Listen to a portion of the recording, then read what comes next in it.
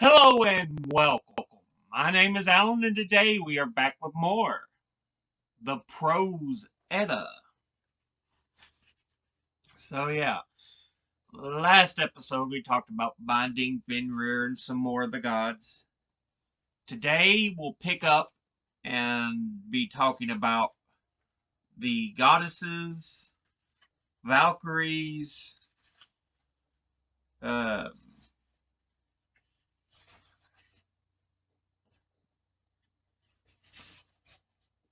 Valhalla.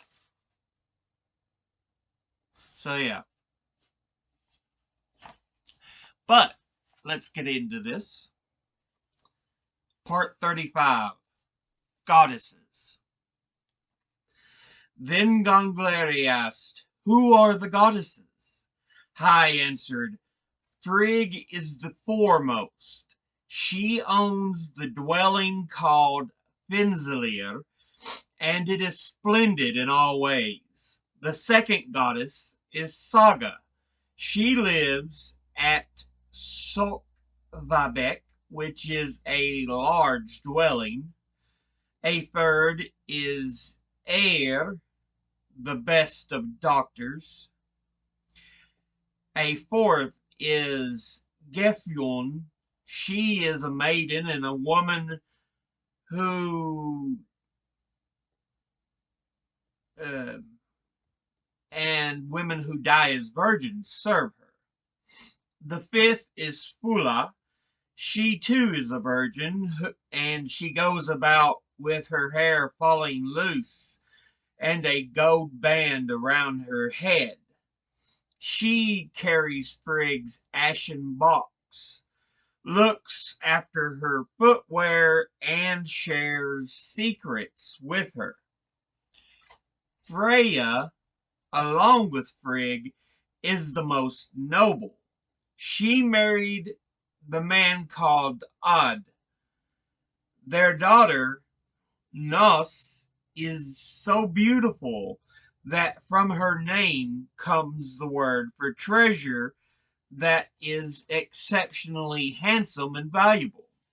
Odd went traveling on distant paths while Freya remained behind, crying tears of red gold. Freya has many names because she gave herself different names as she traveled among the unknown peoples searching for Odd. She is called Mardal and Horn of Geffen and Seer. Oh, and Horn and Geffen and Seer. Freya owned Brizing, Brisingamen, or necklace of the Brizings. She is called the goddess of the veneer. The seventh goddess, Sjofen, is deeply committed to turning the thoughts of both men and women to love. The word for lover,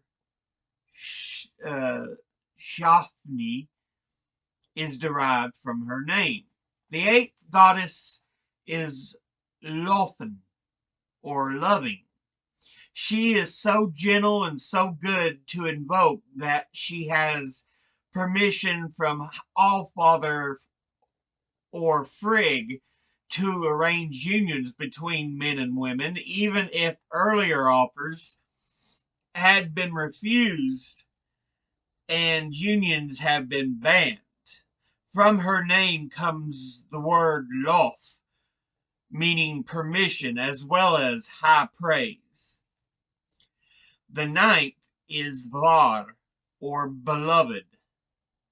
She listens to the oaths and private agreements that are made between men and women.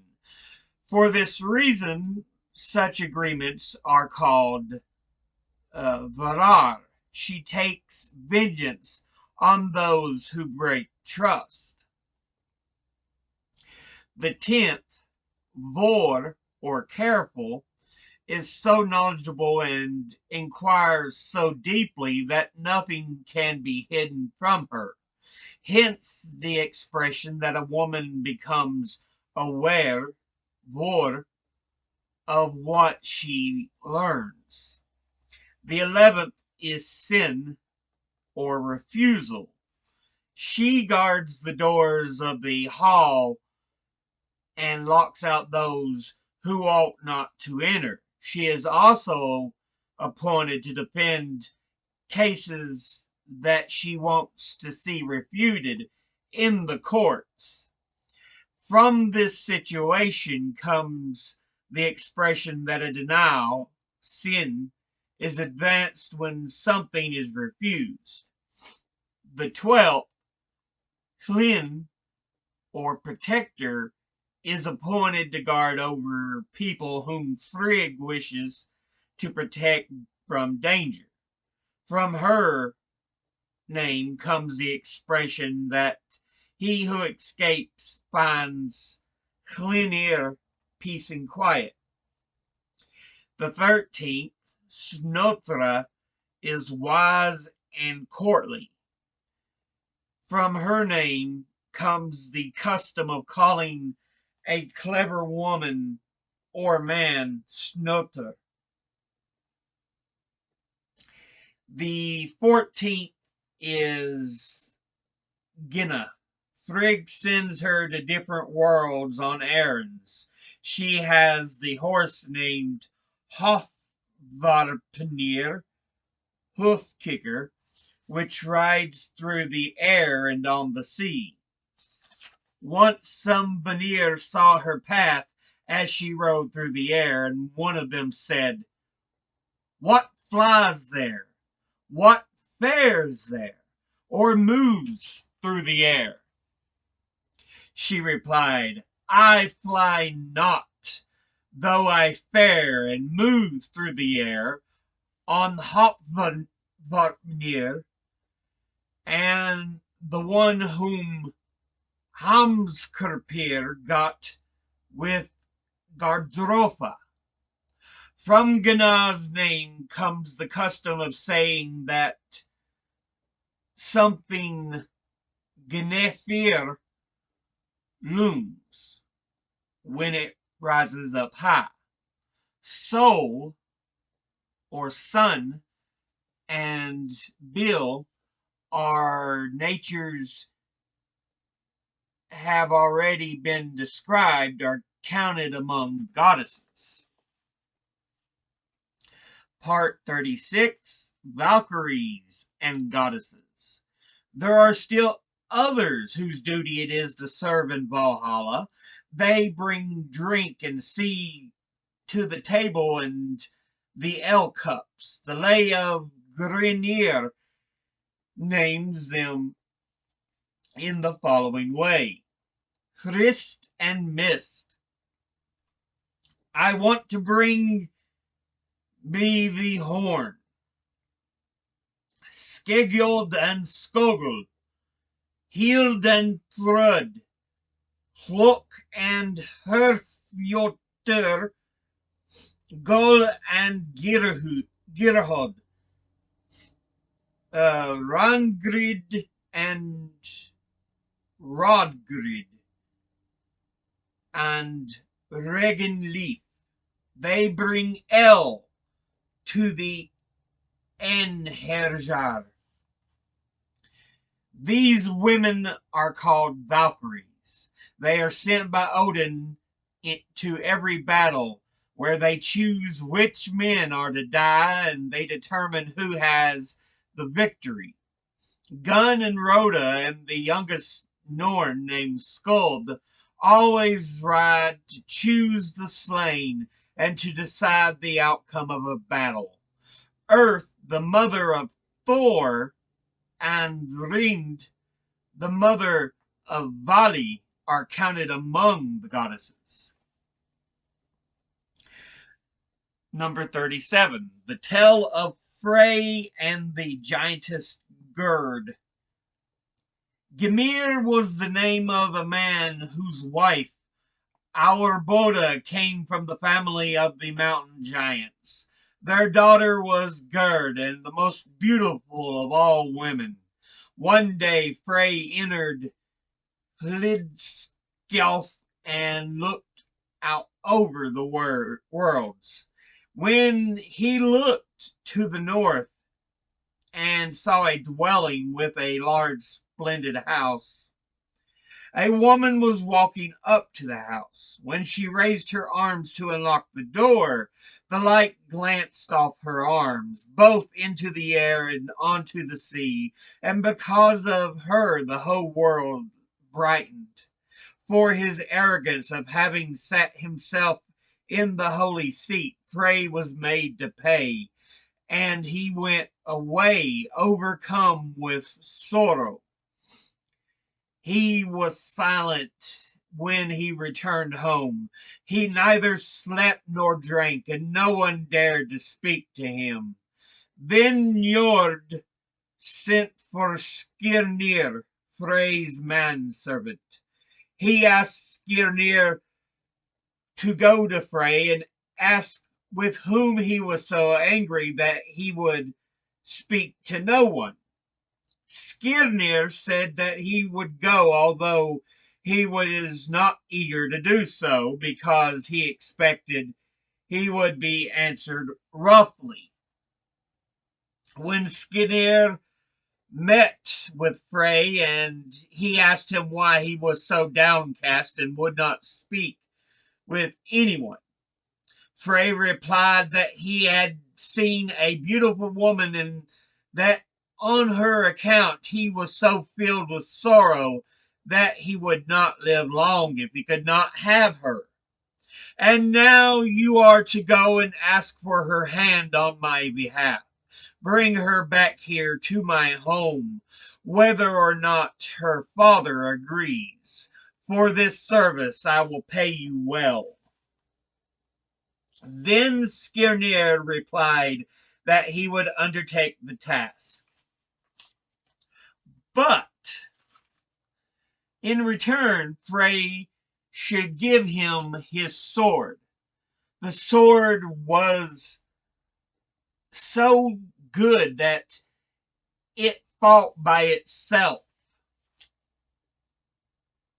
Frey, however, let nothing stand in the way and gave his sword to Skirnir, who set out and asked for the woman on Frey's behalf.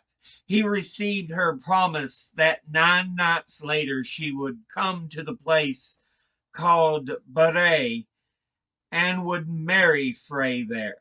But when Skirnir told Frey the outcome of his mission, Frey replied, "Long is one night, long is another. How will I suffer even 3? Often for me, a month, much less, seemed than half is holding time." For this reason, Frey was without weapon when he fought with Beli, killing him with a stag's horn. Then Gangleri said, "How very strange that a leader such as Frey would willingly give away his sword when he did not have another equally as good. For him, his lack would be a great handicap when he fought with Beli. Truly, he must have regretted this gift." Hai replied, "It was of little importance when he and Beli met. Frey could have killed him with his hands. The time will come when the sons of Muspel set out on their war journey, and then Frey will find it worse to be without his sword." Part 38. The High One speaks of Valhalla. Then Gangleri said, "You say that all men who have fallen in battle from the beginning of the world are now with Odin in Valhalla. With what does he feed them? I should think the crowd there is large." Hai answered, "It is true as you say. A huge throng is already there, and many more are still to come. Yet even these will be thought too few when the wolf Fenrir comes. Never are there so many in Valhalla that they run out of meat from the boar called Sehrimnir. He is cooked every day, but is whole again in the evening. As to your question, few, it seems to me, are so wise as they could answer it correctly. Andrimnir is the cook, and Eldrimnir is the kettle, as it says here. Andrimnir has Sehrimnir boiled in Eldrimnir, the best of meat. But few know on what the Einherjar feed.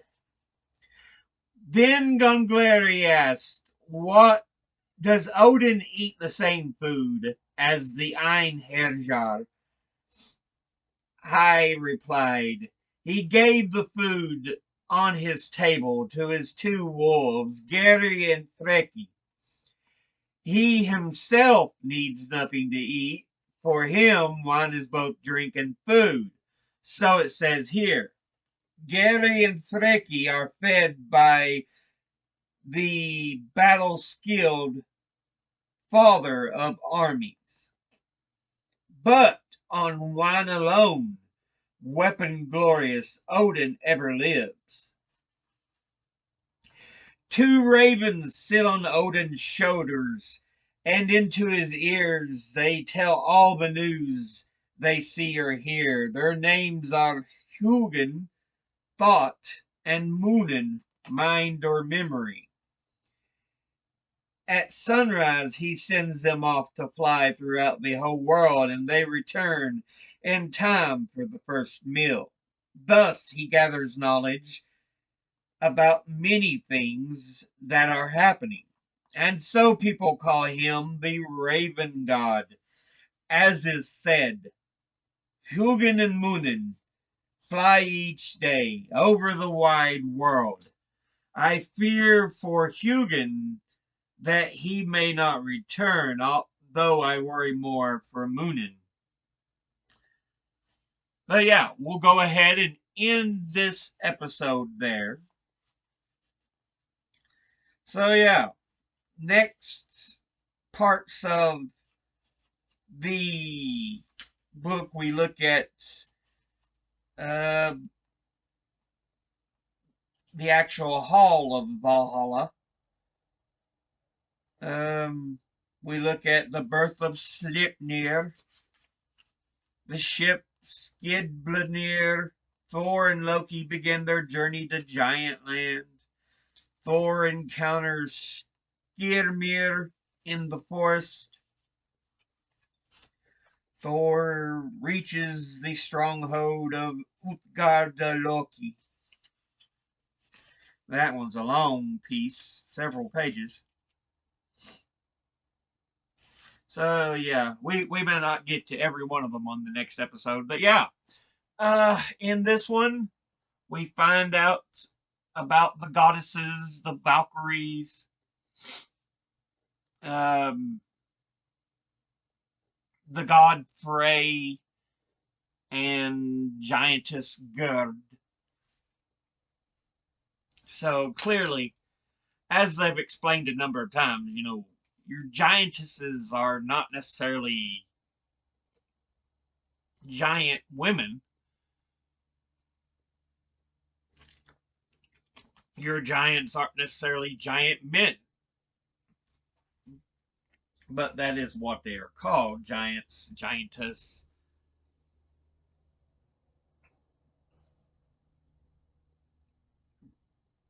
But yeah,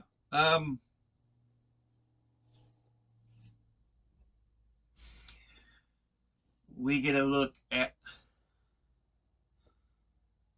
a lot of the divinity, the Aesir in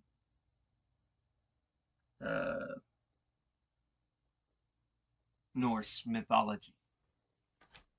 But, as always, educate thyself, think, read, study, learn. Someone tries to tell you something you have trouble believing, ask them to cite their sources. I'll see you all in the next episode. Until then, later.